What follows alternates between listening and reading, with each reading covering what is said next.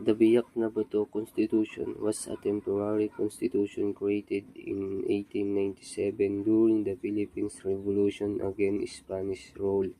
It was established under the leadership of Emilio Aguinaldo in Biak na Bato, Bulacan. The main purpose of this constitution was to organize a revolutionary government that would lead the Filipinos in their fight for independence.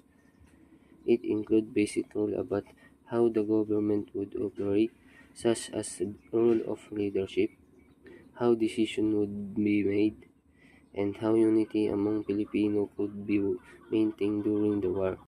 This constitution was inspired by early revolutionary ideas and aimed to show that Filipinos were capable of governing themselves, even though it was only in effect for a short time and was later replaced due to an agreement with the Spanish government.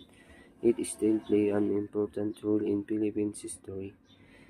It showed the determination, unity, and courage of Filipinos to gain freedom and establish their own nation.